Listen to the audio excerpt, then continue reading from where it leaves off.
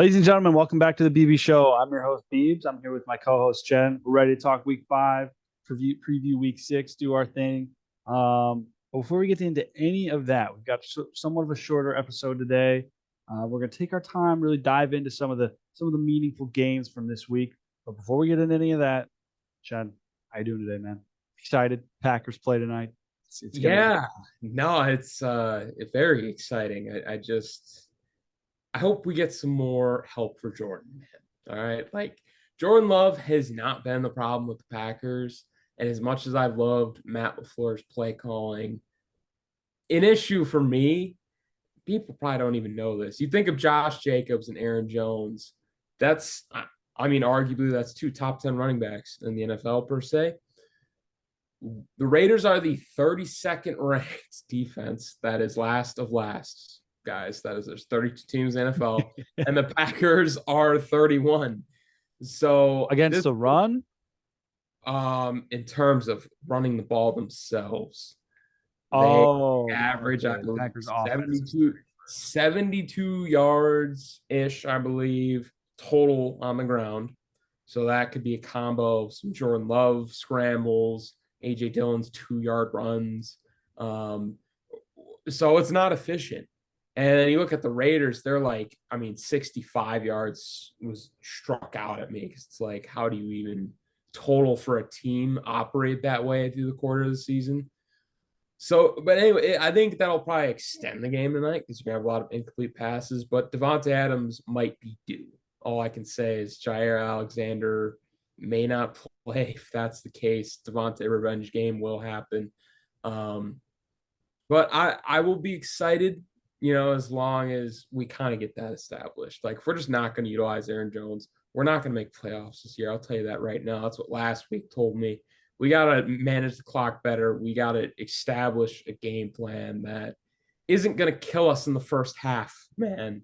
But now we can get into really what happened this past week because our little division rivals down south where you're at currently, you got to see the Bears actually cook. And not cook garbage. It was surprisingly something I never would have expected. I could argue Ron Rivera should be fired for this offense, but what is your thoughts on just the game as in itself? So something in the Bears offense fundamentally changed 2 weeks ago. They hit rock bottom the week. I forget who they played in week 3, but they definitely hit rock bottom. And then when they came out against the Bucks or the Broncos, not the Bucks, the Broncos, they were great, 28-7. Justin Fields looked good at moving the ball, and they ended up losing that game because of poor coaching. And honestly, anytime there's a massive comeback like that, it's really hard not to look at the defense as a main part of the problem. How do you give up however many second half points it was, right? Right. And we all know the Bears have their problems on defense. Now, the Bears, again, they come back on Thursday night, short week. They go into Washington, and Justin Fields looks fairly excellent again. 280 yards, 4 touchdowns, lit it up in the first half. But what struck out to me about this game, and it wasn't so much like creative play calling or anything, but it's hard to really ignore DJ Moore going for 230 yards and 3 touchdowns. Now, I think this was a product of the Commanders running an insane amount of man coverage, and him just being the one guy that can somewhat create separation for the Bears. But it's more than that. I think that the Bears were able to establish a solid run game. Khalil Herbert had 76 yards, averaging 7 yards a carry. Fields had 57 yards rushing. So I think 130 yards rushing right there. Look, I'm not going to overreact to this game because Thursday night game, Commanders are not that great anyways. And there was definitely a period in the third quarter where the Commanders were coming back. They came out, they won the third quarter 11-0 after being down 27-3 at halftime. And it really wasn't until DJ Moore kind of iced the game on this tackle from, I'm pretty sure it was Kendall Fuller. I can't remember if that's his name or not, but on a hitch route, and then he scores his last touchdown. That kind of iced the game for the Bears. But yeah, the franchise needed this, man. They needed a win. This wasn't a scrape by win. This was a response win after being in the same position the week before. up big at half. And this was, face a little adversity in the third quarter, win the game in the fourth quarter, dominantly, win by 3 scores, 20 points. I was impressed. I will say that I was impressed. Back to back weeks, I've been something flipped in Justin Fields where he's playing free. He's back to trusting his arm and just slinging it. And he's not overthinking the offense. So I don't know if it's a comfort level with what's been going on. I still have all the same concerns. Like, this is not a playoff team. This is not a 5-win football team. And this coaching staff won't be here next fall. I still have all the same concerns. But it was nice to see them get their first win since I think Elon Musk took over Twitter, as I learned, which is all back, but I know it's true. I saw a stat that said Elon Musk took over Twitter in like late October of 2022. Every major sports team, baseball, basketball, hockey, every team had a win until Thursday night, except the Bears until Thursday night. It took every other team in every other league won a game before the Bears could. It was almost a full year. I believe it was like 300. It was almost a full year. It was quite literally a full year's length, which is ridiculous. And look, I don't want to get Bears fans excited, but they could very easily be 2-3 right now, and be in have a completely different feel to their season. They'd have a better record than the Vikings if they could have held on to that, game against the Broncos.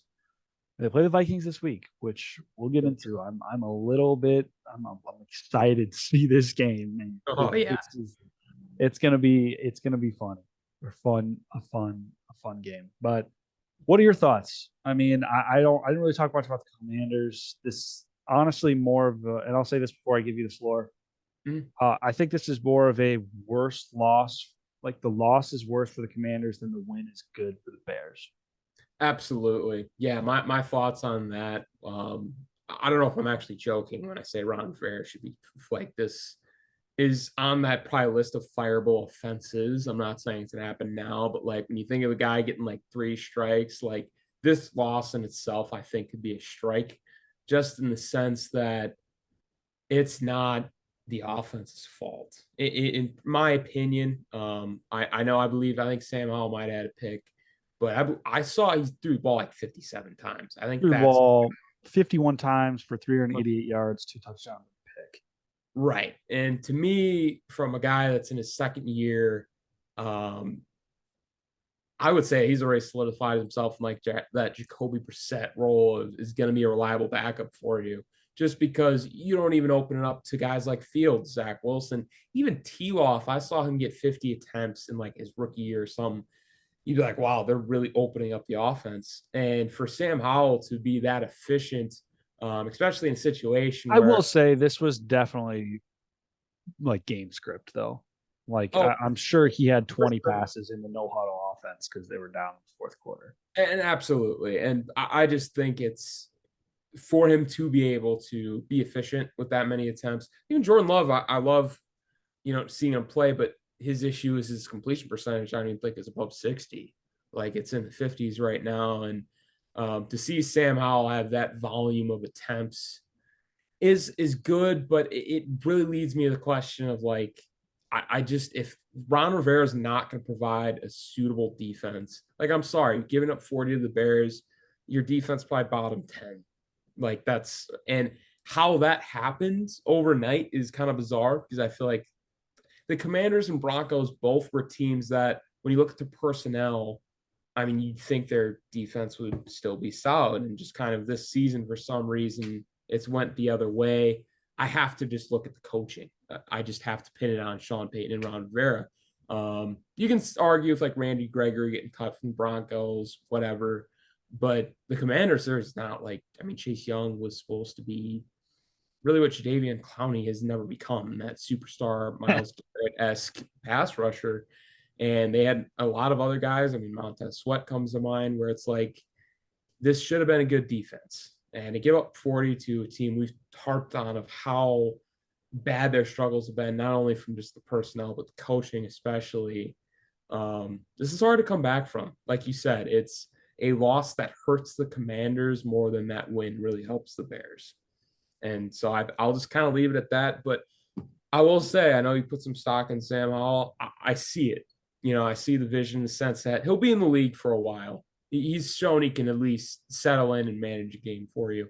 Here's my final thoughts on the Commanders, and I'm looking at the box score. They're rushing 6 for 10 from Brian Robinson, 4 of 19 for Sam Howell.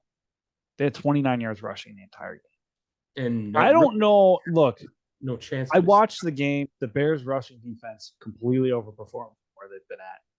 That's not an excuse. Like the Bears rushing defense has been horrible all year. Yeah. Defense has been horrible in all facets.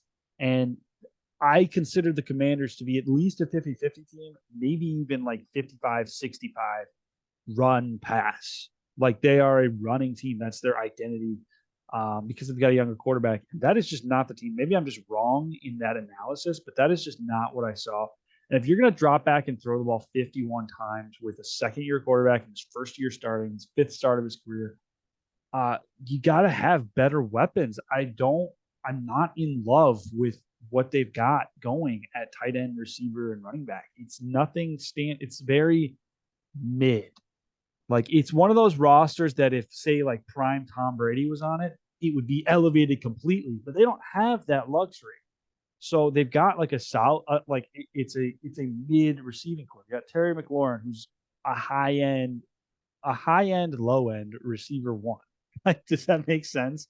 No, it is. He's like kind of that fringe top 10, and you don't want to say he's not good, but at the same time, it's like you look at the talent. He's no Tyreek Hill or Justin Jefferson. No. He's a very good player. I'm not, because I know people would come at that of Terry McLaurin, and especially being from Ohio State. But no, I fully agree with where the NFL is at. I mean, in 2000, that guy's probably a top 5 receiver, but not in today's game. So then you got Jahan Dotson, who I think is a solid young receiver. Curtis Samuel, same old, same old. Logan Thomas is an average tight end. And what Sam Howell does very well is you look at this receipt, and he's done this every week. Logan Thomas, 9 receptions. Curtis Samuel, 6. Antonio Gibson, 4. McLaurin, 4. Robinson, 4. John Dotson, 3. He's spreading the ball around great. And as a defense, that should be hard to guard and should produce more points. And obviously, we can talk like the losses on the Commanders' defense more than the offense. We've said that multiple times, but I just feel like offensively, if this is their identity, drop back and throw it 50 times. Like, yeah, we're gonna see Ron Rivera. We're gonna see them move on from Ron Rivera because I don't think the roster is that bad, but they're not winning. Like they're for some reason, yeah, like the word overperforming, but the Commanders to me are very much underperforming right now. You saw it right with the Cardinals game. I mean, that game was tight, and it's like I know the Cardinals are fighting a lot more this year than we anticipated, but I'm just not in love with the direction of kind of what Ron Rivera's got going on. It's gonna say it. I think they could use from like a younger minded coach, somebody that's gonna. The question is how many of those guys are out there? And I do understand that from like a management perspective is how I think it's Eric Bieniemy right now. That's fair. He's proven. He's proven. Yeah, the fact he just leapt from OC to OC with the Commanders to prove, hey, I can do this. Like that is not only saying like, okay, like he has that like coach mentality of like he knows how good he is. And I think that would be able to elevate other players. Like he's just gonna focus on that and not trying to prove his agenda or like, dude, I don't know if you saw the whole thing with like Matt Canada. I don't think we had Ravens Steelers on the slate, but we do. It's up next. Okay, like the entire like the game-winning touchdown, like it clearly like something was wrong about it because he was just like not happy. And I saw the clip. Yeah, I'm sorry. Like maybe you have a different feeling, but like how robotic do you have to be in that moment to not be like my second year quarter, like that was an amazing connection to like future. So okay, so we can pivot to Ravens Steelers because I want to talk about it. But with this clip, like I feel like it was a social media overreaction. Like coaches don't react. Like that's part of like the job because you're always looking for a flag. You're always looking for something to go wrong. It's I don't know. I thought it was like you don't know at all what he's thinking in that moment. Like You're probably it's totally so right, man. subjective. I've seen the Twitter I'm not burner saying I'm not saying it thing. doesn't I just look don't like bad. it. You're right. Yeah. All things considered, with all the other crap with Matt Canada, like, yeah, it Yeah. doesn't look good, but it's also like, dude, like we're insinuating a lot. Like if No, there's a I missed assignment on that play and he's looking at that and he's looking for a flag or something, like you know, yeah, I totally agree with you, man. I feel like I feel like as a fan of the game, I do that where I'm like, no flags are like it yeah, is a little bit of a send. You know, I don't like the guy. He's holding the Steelers back. They still managed to win in spite of him. I I, But oh, I what could is go your on a thoughts? Steelers rant. Yeah, we could, but the Ravens to me, I feel like is not getting talked about enough. They brought in a new OC, and honestly, offensively, I think they look worse because not only do they get worse at running the ball, they have not been able to utilize anybody in the pass game as initially expected. Um, what is your just take on that and where they go from here? Because I've seen a lot of Ravens fans really clamoring at the fact that, like, all right, like our offense is not there, it's not it. But is this team like really in danger? Is that like what you foresee? Uh well, Lamar was my quarter season MVP, which he proceeded to follow that up with probably his worst game of the year. But Gotta, gotta yeah, love you that. got you gotta love it. I don't know. The Ravens, It's a it's formidable loss in my mind because of Mike Tomlin. yeah. I mean, this is not like a shocking. It's a little shocking loss to me, but it's also like I was watching the end of the Steelers Ravens game, literally laughing out loud at the fact that the Steelers won that game just on complete like mayhem. Like I don't know, they Yeah. find it's somebody said this on Twitter. I forget who it was. I'd love to give them credit, but they were like the way that the Steelers magically do the statistically impossible of finding a way to have a winning season every year is nothing short of amazing because they just win games like this every year that they have no business winning. They didn't play for 3.5 quarters. They were horrible for three and a Yeah. half quarters. But their defense is top tier, kept them in the game. Then you got Kenny Pickett, George Pickens connecting when they need it most for a long Mhm. touchdown on Marlon Humphrey, who, by the way, looked horrible on that play. Fruit punch. Such a To dumb. answer your question with the Ravens, it's not so much the Ravens losing this game or the offense looking poor. That look, they're going to look poor against the Steelers. Defense is legit, Mhm. and it's a division rival, so they know them inside out. Like that's what it is. Uh, what the bigger concern for me is about this game from the Ravens' perspective is this division loss really keeps that door wide open for all the other teams behind them in this division. All Yeah. three of them. The Steelers, huge win in playoff implications if they're going to continue to scrap off wins like this. Right. The Browns, who we think very highly of, who are on bye this week. This is big. Like this is just a loss that the Ravens weren't expected to have, and now they're one game back instead of two. And the Yep. same thing, the Bengals won too. Bengals won. If they're going to find themselves, this is a game that if they're both teams end up 11-5, you look back on, you're like, man, like they played bad that day. That was the difference, and that snuck the Bengals back into the playoffs picture because of that. Right. Or the Browns or the Steelers. Like it could be anybody. So that's the biggest loss, which is very subjective to me for the Ravens. Like it's a divisional loss. It's Ravens Steelers, man. I should take the under every time they play. I don't know why I don't. Like it So, is what it is. Matt Canada definitely holding the Steelers offense back. Absolutely. yeah. He won't make it through the offseason. Mike Tomlin will get rid of him. Pickens is so good, man. And they never throw it long to him. It's so frustrating. Like he's got that ability to be a top five, like deep ball threat. It's just not getting utilized. I I agree. And it's a weird situation where you actually have a fan base and the rest of the NFL looking at a young quarterback on a struggling offense and not placing blame on him at all. I feel like that's very rare where most times fan bases will look at the quarterback first and say it's his fault. Mm-hmm. And no, all the heat's on Matt Canada, which I think is really funny because he actually doesn't. Kenny Pickett, he doesn't throw a lot of picks, man. Like he's been taking care of No. the ball. He's been efficient. I'd have to double check his yearly stats and see if I just said something that's not true. Well, it's just But his stats aren't even kind of like when you watch him play, he just Steelers fans, especially because people that don't know what they're talking about will at face value be like, "Oh, Pickett stinks. Like, what does he do? Like, he doesn't put up the big numbers, but he gets handicapped, man. Like, the whole bubble screen like meme thing is like it happens every week where it's like, all right, like Kenny Pickett is like 3 for 4 for 15 yards. Like, you're just when your offense is so conservative, yeah, you're not making mistakes, but you're not looking good either. Like I get the Steelers are always every year that people are going to say they're a winning team because they don't turn the ball over. Like that plus minus differential and turnover margin is always a plus for the Steelers. But that doesn't mean they're a good offensive football team. Like it's so frustrating to watch. I love if they brought in like just somebody a modern mind. Really is my biggest thing for them. yeah, I mean, yeah, I am very disappointed with their offense so far this year.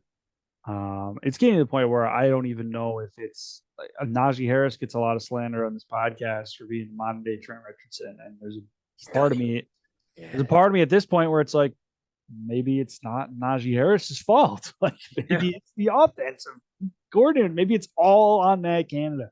Yeah. So he'll be the first to go in terms of coordinators come the end of the season. I think he'll make it through the year. Mike Tomlin doesn't strike me as that kind of guy, but Right. you never know if it gets really bad. But yeah, big win for the Steelers, man. This is exactly what you predicted preseason. Like just scrapping wins for no reason. I expect nothing less from a Tomlin led football Yeah. team. Every year. But let's move on to Jaguars Bills. The Jags go 2-0 in London. Um, this makes me feel good, man. I know I picked the Bills, but I'm still like all those preseason takes on being very high on the Jaguars, Lawrence Ridley. Like this was some final payoff. They've been struggling, and really the star of this game, who I still am very high on, like for a long time and will be, is Travis Etienne. 136 yards rushing, two touchdowns, 48 yards receiving. He's a true modern back in my opinion. He's not quite a bell cow back, but he's a 2.5 down back, and you know he's a superstar when he's got the ball in his hands. Very happy for him. What are your thoughts on the Bills here? This was I mean, they're 3-2. They've looked great. They didn't look bad in this game. I really just think that the Jaguars looked that good. Yeah. What are your thoughts? No, I'd actually completely agree in the sense that um, I picked the Jags for a reason. Like I just expected the Bills to not win this game due to the fact that the Jags really had a home field advantage. And people I think underestimate going through like the fact of traveling to a different country. Like players already complain about travel schedule not getting enough time. Well, now you're going over to London, and the Jags having that advantage of literally being there for a week early. I mean, already having to get acclimated to the time change and playing in that stadium, practicing there. It was expected for the Bills to keep this thing close, honestly, for how well the Jags played. Um, that's I'm not going to really knock on the Bills, but I would love to tip my hat to that Trevor Lawrence and Calvin Ridley connection. I mean, it was definitely apparent on that. I mean, geez, man. I mean, that was a fun game to watch, just kind of to start the day. Um, this is not like to be an overreaction. I know it was a really big win for them, and it was a neutral site, and they kind of had an advantage. But the Jaguars, I mean, this is what Doug Peterson does. If he won a Super Bowl, Nick Foles, you can't look at this team and tell me a couple injuries away in the AFC, the ball rolls their way. Like the Jags at their best, we just saw it Sunday morning, can beat the cream of the The crop in the Bills, they lost by a possession of the Chiefs. Chiefs. Like, yeah, and that's early in the season with a very young squad that Yeah. is still working to find connections. So I still think it's the Jaguars division to lose. I wouldn't be shocked if they go on like a surprise Super Bowl run, kind of like what we saw with the Bengals 2 years ago. They got Yeah. that. Yeah. Here's my concern with the Bills is when have they been at their best this year? When James Cook has been kind of establishing that run game. Sunday, their leading rusher was Josh Allen with 4 carries for 14 yards. James Cook had 5 carries for -4. Yeah. Damian Harris 3 for 13. Latavius Murray 2 for 6. That's the problem with the Bills is they historically the Josh Allen Bills they're incredible. They're in games solely because of Josh Allen. I mean, 27 of 40 for 359, 2 touchdowns and an interception. Like, you know, that's how they move the ball. That's when they're at their best. But maybe not at their best. That's where they've won a lot of games. Oh, for sure. If they're going to make that leap, I've said this many times, I'm going to say it again. They have to be committed to establishing the run game, specifically between the tackles, but also just literally handing the ball off and doing anything with Cook, Harris, or Murray. I don't care who it is. It has to be anybody but Josh Allen. And that's how they're going to win playoff games against teams like Kansas City, against teams like Jacksonville, against teams like Cincinnati, where they are willing to run the ball and manage the game that way. And the Bills, they look very mid 2010 Packers right now, like the end of McCarthy era Packers, where they're winning. They're winning more than those Packers teams did, but it's like we ride or die with Josh Allen, and we're going to throw the ball 50 times a game. We ride or die with Aaron Rodgers, we're going to throw the ball 50 times a game. Like that's just not Super Bowl winning football. It's winning football to win your division, but it does not get you over the hump all the way. And I just feel like that they've had some really great games this year where James Cook has gotten 20 carries and they've been really good because of that. I understand game script plays a part in this. They were down, trying to come back. They scored 13 points in the fourth quarter. They were no huddle that whole time, throwing the ball like crazy. Fair enough. But for a large portion of this game, it was 11-7. Like that's not a period of time. It was 11-7 at half. They scored early in the second quarter to make it 11-7. So really over 2 quarters of this game was 11-7. That is not a time to completely abandon the running game. And that is my issue with the Bills play calling is it just they're too quick to do that. Oh, dude, I honestly could argue that's an issue I have with a lot of people's play calling. Like, it definitely stood out with the Bills, but you said Josh Allen had like 4 attempts, James Cook 5, Damian Harris 3. Let's say in total they ran it, give them generous here, 15 times. I'm doing that in the first half.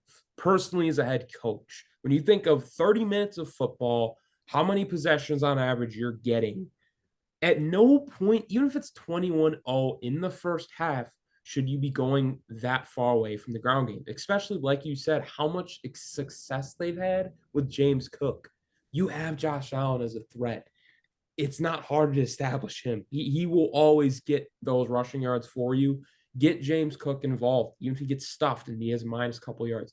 Keep feeding the rock because at the end of the day, when you get in the second half and you're just throw, the pass rushers, that is so easy. Like for a defense to call that defense when you know they're just going to keep throwing it, that is so easy. And I think a lot of teams just could take that approach. I will keep mimicking it to the Packers, especially a team that's not built to throw the ball that many times. You have to establish the run.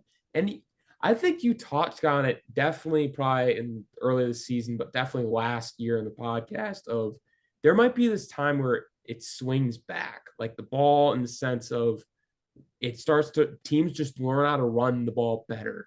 And we see a little bit with the sneak peek at the Eagles and the quarterback sneak, but I'm waiting for that team to kind of go in on the Titans philosophy of we got our running back that will just Jerome Bettis' way to 3-4 yards So in our line that will push forward for that. I actually think the Eagles are probably the perfect embodiment of exactly what I was predicting last year. And it was earlier before they really took off last year.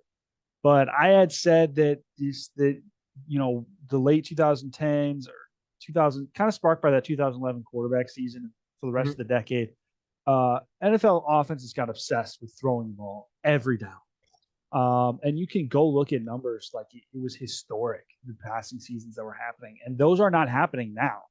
So while I think that there are less talented quarterbacks in the league right now than there were then, that's regardless of the point that like pass attempts were up then and they're down now. And the Titans, I think, were the first ones to say, screw it. We're going to run the ball with Derrick Henry down your throat, try and beat us. And they were very successful. They didn't get a Super Bowl out of it.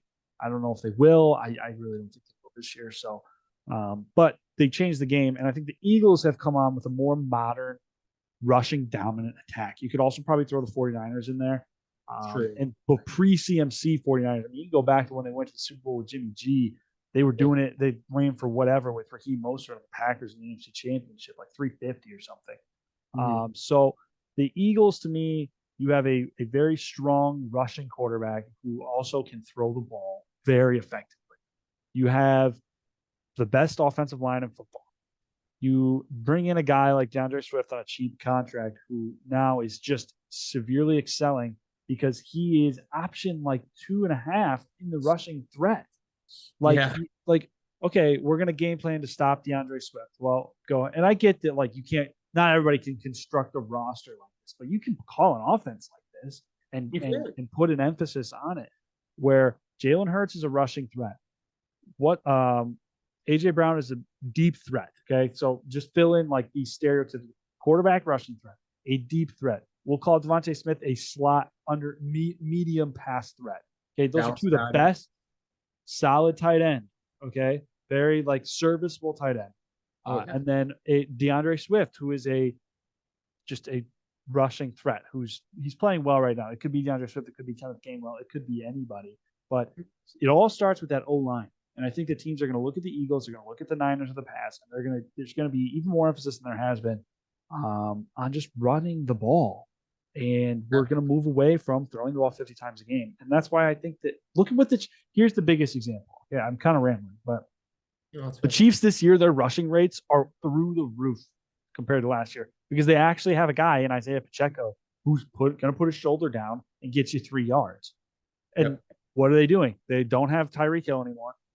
Travis Kelsey's been in and out with injuries. How are they winning games? They're running the ball. They're running the ball. They're not relying on Mahomes to make magic like they have in the past.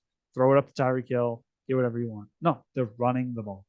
And it's just very like I just think that running the football is so more important than people realize. It's very lame. And when in the past, you can look at Bill's box scores in a game like this, and it's Josh Allen has 50, 60 yards rushing on 8 or 9 attempts. It's like, oh, okay, at least they got something out of it. This game, 4 for 14 from Josh Allen, is their leading rusher in attempts and carries, and yards, sorry. Yeah. And that's the problem. It is. I mean, like, highlight it, emphasize it, scream it from the rooftops, because the only reason people went away from the kind of ground and pound philosophy, and there's this like just huge, just like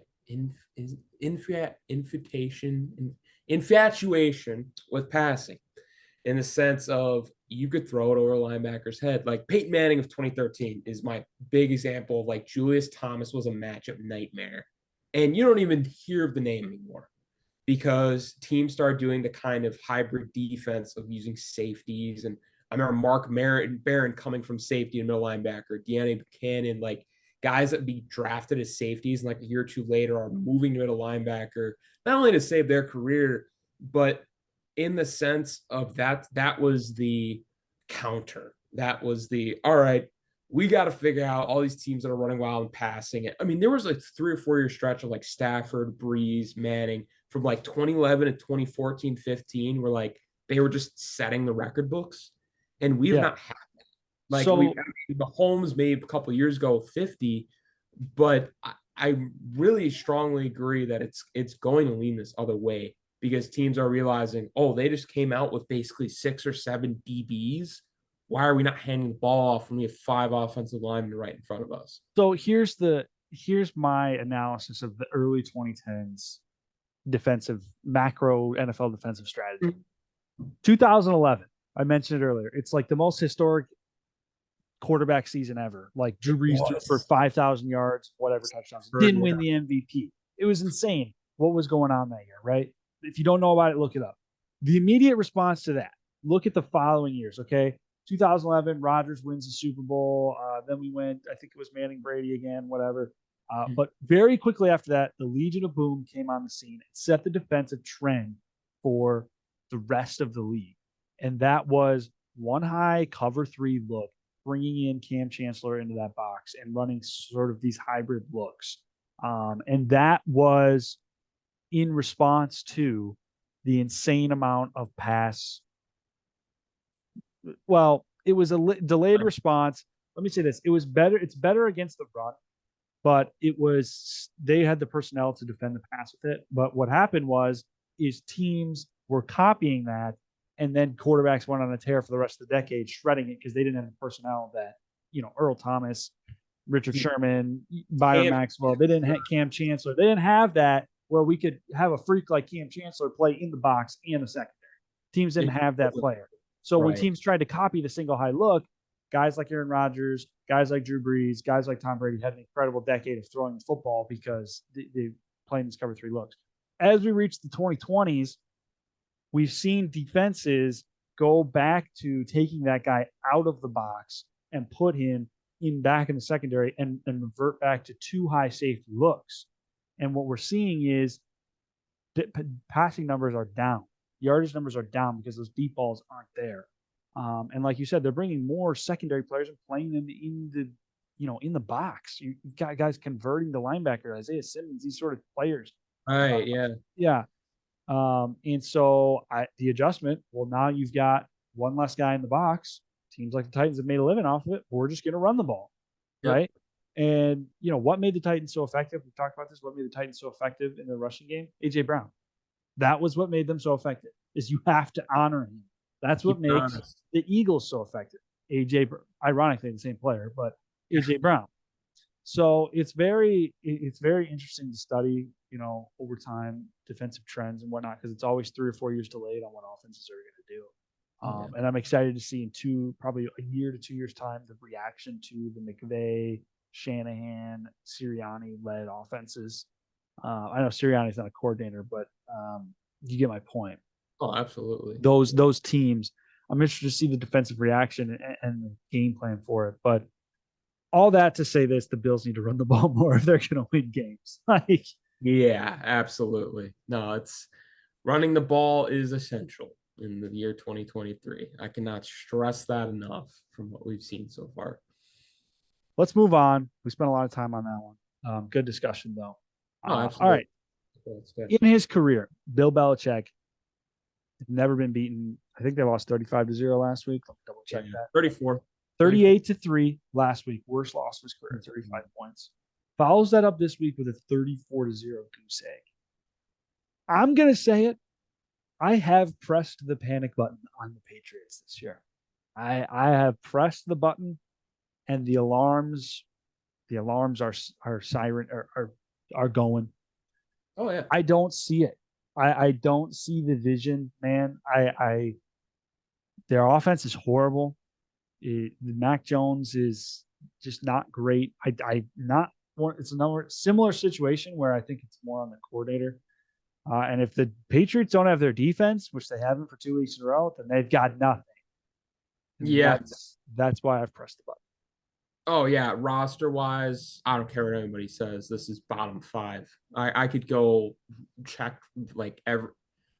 I think who's Mac Jones throwing to? There's a guy like it's like Kendrick Bourne and then probably another undrafted guy that used to play quarterback. Like it's the classic Bill Belichick stuff where everyone kind of makes fun of Bill O'Brien for what he did to the Texans, and rightfully so. But Belichick has been doing this with the Patriots, whether people like it or not, for at least the past 5 years, and probably then some, and the reason Brady left early. Because Belichick has all the control, and he gets it because of the Patriots dynasty and what he had seen in Troy Brown and that early roster. But dude has not had it. Go look at his past drafts. Go look at the roster right now. He's out of date. I don't care what anybody says. It's the reality. We see it on the field. I think that he should relinquish general manager duties. I still think he's an incredible coach. Great coach, yeah, but he can't build a roster to save his life. It's really bad. I mean, here's what he can do, and he's proven this year's an anomaly to me. He's proven that he can build a defense based on a system and basically plug guys in that you've never heard of in the draft. I think his defense is the J.C. Jackson, what's his face? He's still there. The guy who wears the red sleeves. Like he's been a Oh, stud for them. Judon. But then you think of Yeah. like Amy Collins, Kyle Van Noy, guys that Yeah, really, guys that come out of nowhere. It's like, where did yeah, they find like he and that has been post, Teddy Bruschi, era, definitely. Willie McGinnis era of Patriots defenses and post Brady Patriots defenses that have been good. This year is just so different. I just think the offense is really that bad and it's just like a sour taste. I'm not like the panic button has been pressed. I'm never gonna rule them out of finding a way to weasel into the wild card like conversation Yeah, it because just seems tough to do this year, man. I Does I agree with what you we said, have man. these They like no other longer, divisions? yeah, Like theirs is already tough. And you look at the yeah. South, you look at the West, you look at the North, like it's competitive. They are the Patriots miss Tom Brady, and it's not Tom Brady hits themselves they miss, but they miss a quarterback that doesn't need good weapons to be good. Consistency. Yeah, they miss Mac Jones. I think he actually could be in that Kirk Cousins tier of game manager. But Kirk Cousins has Justin Jefferson, and Trevor Lawrence has, Calvin Ridley and Christian Kirk. Justin Herbert had, all these younger guys. Kirk Cousins is a younger guy, but all those game managers. Ryan Tannehill has Derrick Henry and DeAndre Hopkins / AJ Brown. Like it. The situation we've seen what situations can do for young quarterbacks. This is just not a good situation. That's the bottom line. And I'm not saying that they need to move on from Mac Jones, play Bailey Zappi. I'm saying they need to change their offensive philosophy and spend money on freaking offensive weapons. Like that's what I'm saying they need to do. Because Jacoby Myers for the last few years, Kendrick Bourne, Hunter Henry, whoever else they've had playing the wide receivers, it's not enough. It's not even, ugh. You no longer have the greatest quarterback of all time who can take Danny Amendola and Chris Hogan and elevate them into serviceable receivers. You don't have that. Nah, I can't agree more. Good one for the Saints too. I mean, just to roll over. I don't even really want to call them a competent team though. Like right now, Patriots are just bad, but Yeah. a good win for the Saints regardless. Yeah, I don't have much to add for the Saints because what do you say? They were just that Yeah, bad. yeah. I mean, it was an expected result, 34-0. I mean, I tip my hat, but it's part of the Patriots doing. They're just not good. All right, so the Bengals get their second win of the season off the schneid a little bit.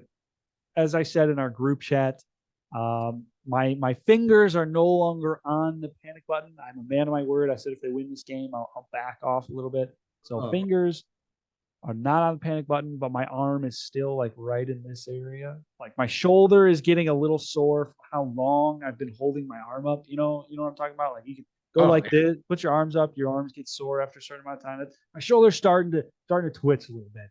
But I am in the process of raising it up. I forget who they have next week, but I thought they looked good. They've got the Seahawks next week in Cincinnati, so that actually Seahawks going off my. Um, what were your thoughts here? I mean, obviously, I think the Cardinals are a better team than people think they'd be, but go ahead. yeah, Jonathan Gannon is the guy for the job. Usually, I can kind of see like there's coaches where it's like you can make excuses for them initially, but when these first year guys come in, especially with where the team is expected, like Jonathan Gannon and D'Amico Ryans both deserve a lot of credit because they're doing what Frank Reich can do, and I feel like Frank Reich got the better of the two situations of like turning a bottom feeder kind of team around a little bit in the sense that they're competitive. I don't know. And The Panthers roster may be worse than the Cardinals, but that's a different discussion. yeah, maybe. But I uh I think from the Bengals' perspective here, it is a very much needed performance, but it kind of came out that Joe Burrow's still not 100%. And that was pretty clear. I mean, you can make that assessment from the first couple games. I get playing through an injury, but when you're playing, it's always something that's nagging, like it's on your mind, whether you like it or not. Subconsciously, it throws you off. So I think as the season goes on, we're going to see this kind of thing we do every year with the Joe Burrow Bengals, where they go on this run. They get hot right before the playoffs. I'm just curious as to where they're going to get seated. Is it going to be 7 or 6? Are they? We saw the Ravens lose. Steelers going to make it interesting. The Browns not. I don't think they're out of the division. I was about to say I wouldn't be shocked if all of a sudden they rip off like 10 straight and they get the division again. Now they do have a tough schedule. They do have a very tough schedule. They go Seahawk. Their next few games, yeah, their next 6 games are really tough. Seahawks, which that should be a good telltale of where they're actually going to be because that they need to win that game. But if they don't, they're really in trouble because then they go 49ers, Bills, Right. So that's a gauntlet. Texans, who are playing better, and then Ravens, Steelers. Mhm. That's their next 6. And I think at that point, they need to win 4 or 5 of those to be like where we're saying they will be. If Burrow's not healthy, I thought he looked the best he's looked all year. I mean, threw for 350, 317, 3 touchdowns. No T. Higgins almost made the offense look better because they just said, screw it. We're going to throw it to Jamar Chase every play. Yeah, Um, crazy how that works out when you target your best guy. yeah, crazy stuff. The thing that's still concerning to me about the Bengals offense, this is a team that, unlike the Bills, is committed and has been historically to running the ball. Joe Mixon had 25 carries over in this game, 81 yards on 25 carries. So not that they're not running the ball, they're just not doing it well. Like that's which sure, when you run the ball 25 times, you're gonna have a receiver who goes for 15 for 192. That opens that up, and that's the benefit of that. When your quarterback can throw for 300, you win by 2 scores. You have your best game of the year so far. But averaging 3 yards a carry, man, they're gonna have to find a way to open that running game back up to where it was maybe a year or 2 years ago when they went to the Super Bowl because Mixon was rolling that year. Oh Uh, yeah, so we will see. But this was a good win for them, and I'm not gonna overanalyze it. definitely. No, it just needed to be done, and good thing they got it done. Yeah. Last game I want to talk about, Sunday night football. 49ers blow out the Cowboys. What is your immediate reaction? Uh, I think I even called it on last week's podcast, man. Like, wouldn't be shocked me if they go on here and get blown out on Sunday Night Football. And sure enough, they had like one of the worst defeats of the rivalry. I see a lot of people are out on Dak Prescott. I mean, I'm gonna be honest. Unless you get a generational talent, I think that he's like the most like modern day game manager you're going to really get in terms of he can move, he can throw, he can have a good game for you. He's due for He's some bad ones. Maybe game manager is the wrong word, but like he's just middle of the pack. I feel like he's just like a more athletic Derek Carr. I don't think he's a guy that's going to lead you to the promised land. But at the same time, what are you going to get better if it's not like a generational talent in my eyes? So I don't think they are really in the position, especially how good the defense is, to make an upgrade there. It's just a very typical Cowboys performance. And for the 49ers side of things, a lot of people like to read in. I mean, we say a lot on this show just how easy it is to play quarterback for that offense. I didn't know this. And again, it is a like you have George Kittle, you have Debo Samuel, Brandon Ayuk, even Christian McCaffrey is good for chunk plays. But Brock Purdy, in terms of like downfield, is like the most efficient this year in terms of like 20 plus yards, like just completion percentage. And that's not super surprising when you look at the personnel, but I think he does deserve a lot of credit. He's elevated the team a lot more than Jimmy G or really any past 49er quarterback that Shanahan's had in his time.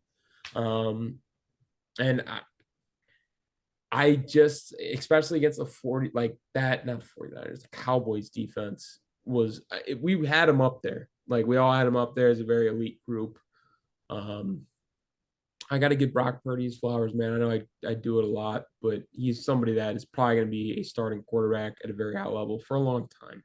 He just doesn't have the draft status of like a guy like Joe Burrow and stuff. So we don't view him as that way, but he could be consistently elite for a while. so 2 things on Purdy. I'll get to that second, but I am not out on Dak and the Cowboys. Like Cowboys I'm not Twitter on the is. Cowboys personally. I don't think they never do anything in playoffs, but sorry. Oh yeah, I mean they'll make the playoffs, but I'm not saying you know Yeah.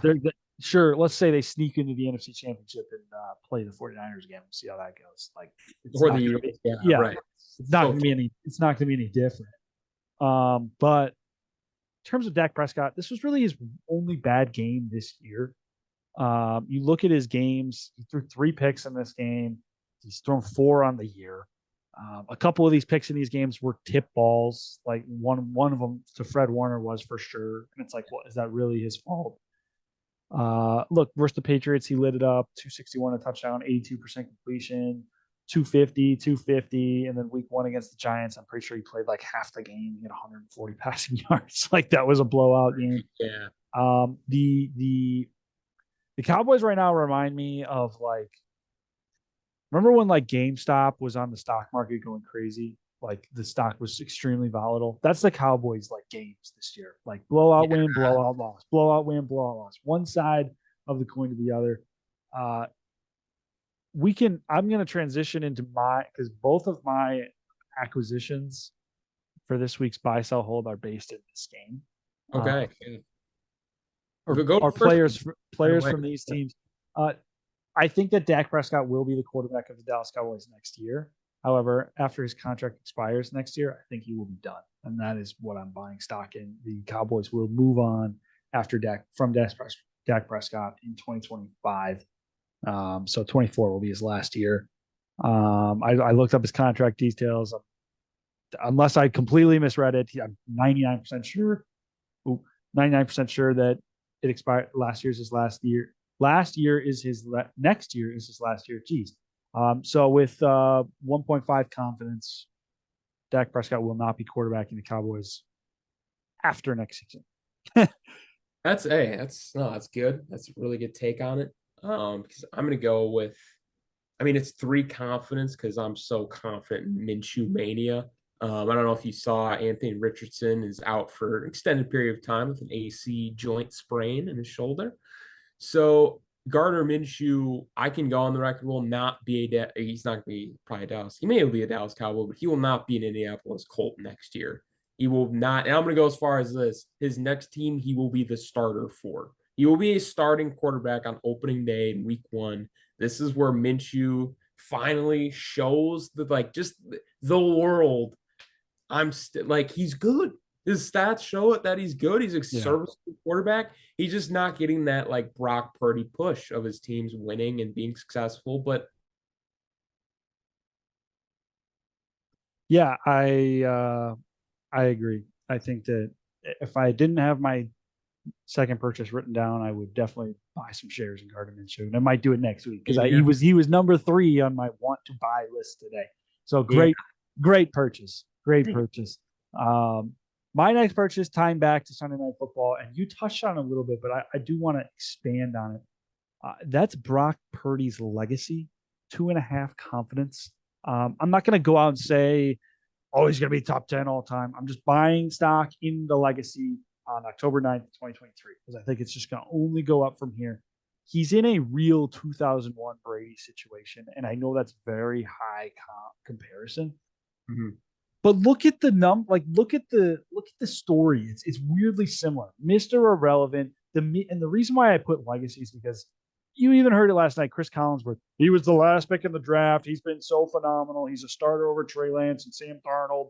Here's a guy, who's so good. Like, I can't stand Chris Collinsworth, but he's true. The media is going to ride this story as long as he sees success. And as great as his situation is, he's really good. He's a really good quarterback. He takes care of the ball and does exactly what he needs to do. He's Kirk Cousins on a great freaking roster.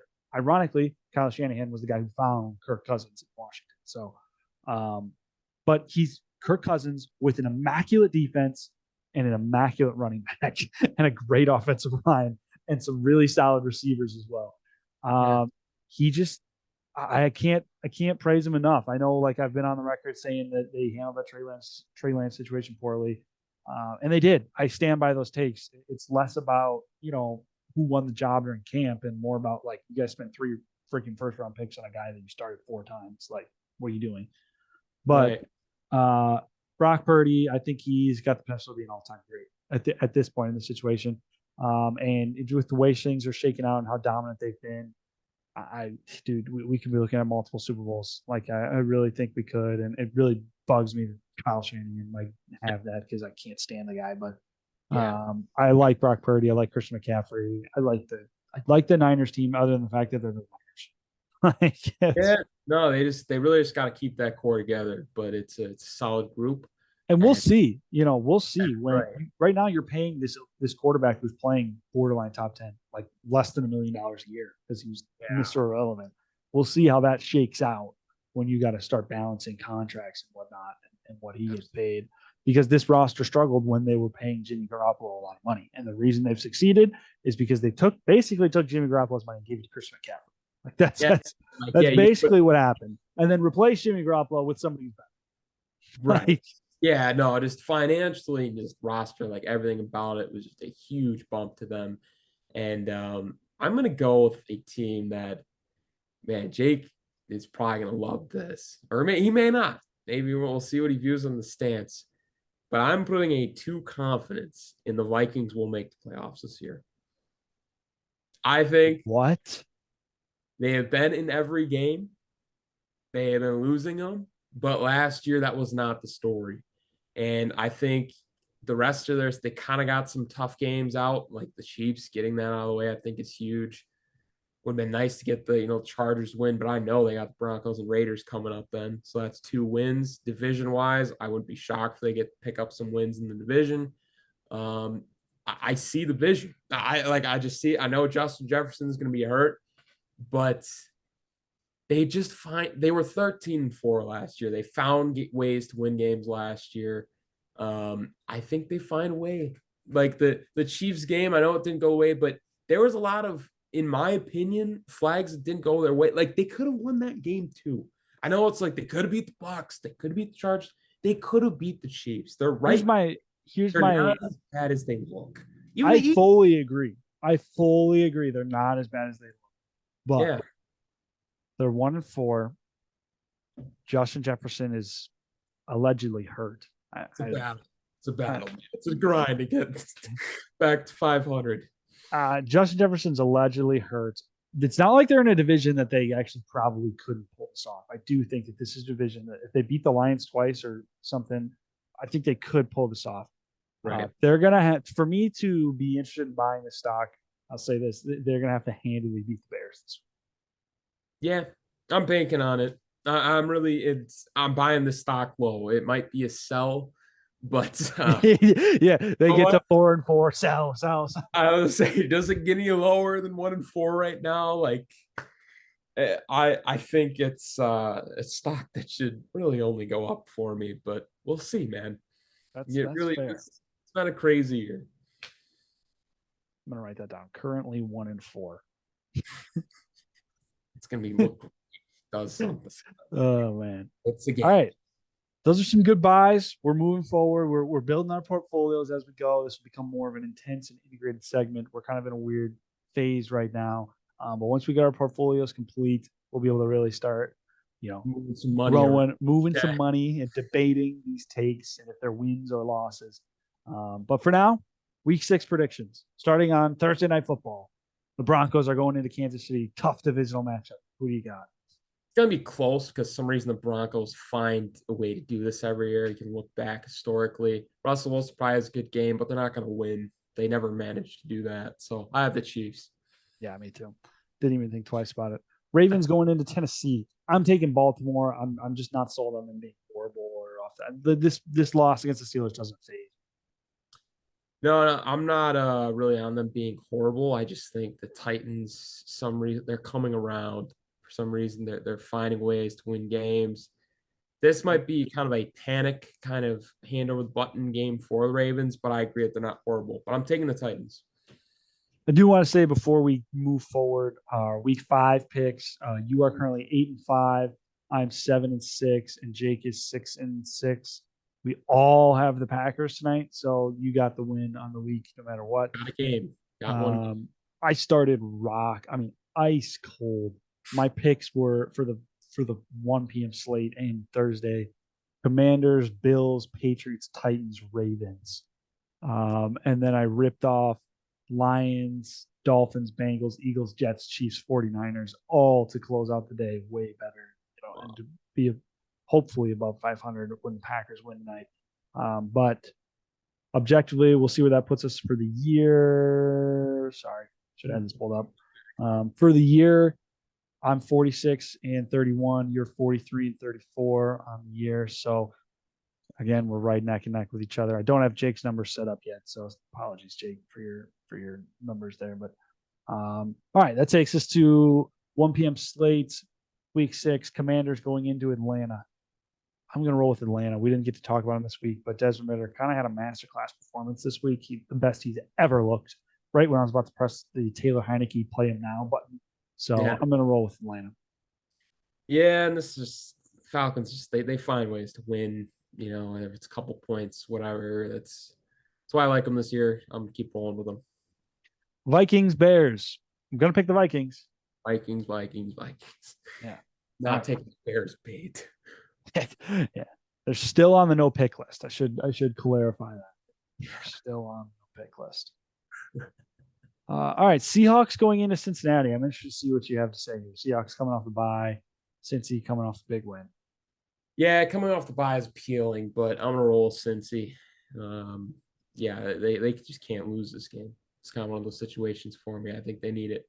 I think I agree. It's do or die for Cincy. This is kind of where I'm kind of like, all right, I'll pick them one more time. But now they're approaching like 50-50 game, depending on what I like. Normally they were pick every time list. 49ers at Browns, that's a team that's on the pick every time list. Yeah. It's hard to pick against the Niners right now. They're rolling through everybody, going with them. Saints at Texans. Saints coming off a huge win. I actually think I'm going to take the Texans at home here. If the Patriots are as bad as I think they are, that doesn't mean much to me. And the Texans have looked good against everybody they play. Texans have looked good. I just really trust the Saints defense. I'm going to roll from here. Just against rookie QB. Stroud hasn't really had a bad game. Maybe it comes here. Hasn't thrown a pick yet, NFL record. Colts at Jaguars. This is an interesting one. Yeah, second matchup, especially with Minshew at the helm. It'd be a great story if they won. I just don't see it. I think the Jaguars, especially off of what happened last week, they got some momentum now. Who won their first matchup? I'm forgetting. Colts did. Yeah, I say they split the season series. I had Jaguars written down. So fair enough. Panthers at Dolphins. Yeah. Okay, yeah. Both taking the Dolphins. Patriots at Raiders. This is a asterisk game because it's a Monday night team, but so you can change your pick according to the rules after today. But I'm interested to see what your thoughts are. I'm going to take the Patriots because I don't think McDaniels out coaches Bill. That game's going to stink, man. I'm not going to be tuning in. That's brutal. I think I'm going to take the Raiders. The Patriots are they're in such disarray right now. I mean, if they don't have their defense, they have nothing. And that's where I'm like, dude, if they don't have their defense, I don't think they're going to lose. Now, the Raiders could come out tonight and suck, and I'll change my pick. But we'll see. Lions at Bucks. What are your thoughts? Lions, I just think they're a better team than the Bucks. That's just really my take on it. This is my upset pick of the week.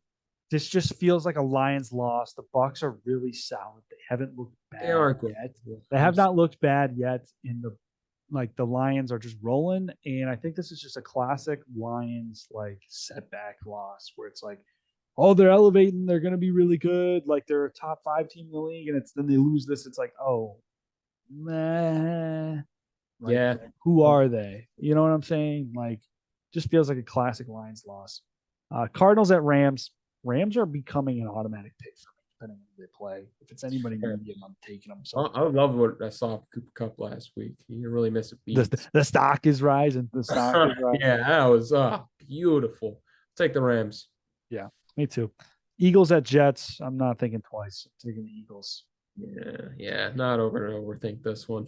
And Giants at Bills. Dable revenge game is interesting, but I'm going to go with the Bills. I just hate the Giants this year. I I haven't pressed the button yet, but like I'm out of the room, Oh, so I gee. can't really press the button. Yeah, I can't. yeah, you kind of feel like, oh, yeah, I yeah. don't even know it's worth signifying if the button's been pressed. Um, Sunday night or Monday night football. Is it Giants Bills on Sunday night? Jeez, that's gross. Monday night football, Cowboys Chargers Ooh, in LA. ooh. Kellen Moore is in the Chargers building, so I'm going to take the Chargers. Interesting. I like it. I'm taking the Cowboys. I'm glad you picked the Chargers. That's why I say I like it. I think they get a bounce back win. The volatility here. I don't They know. need a bounce back win. I think I just would love if they lost more. I So, who wouldn't, man? Who wouldn't? yeah, But I'm gonna roll with the Cowboys. Chargers coming off a bye. I don't know.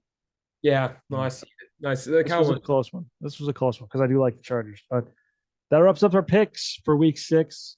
We're doing fairly decent. I should do the math on where we were last year with our picks at this time, but 46 and 32 for me, 43 and 35, like I said before, or take a loss off because they haven't played the Packers game yet. But Yeah, yeah, winning. I am feeling pretty good about my picks so far this year. We're still neck and neck for some reason, somehow.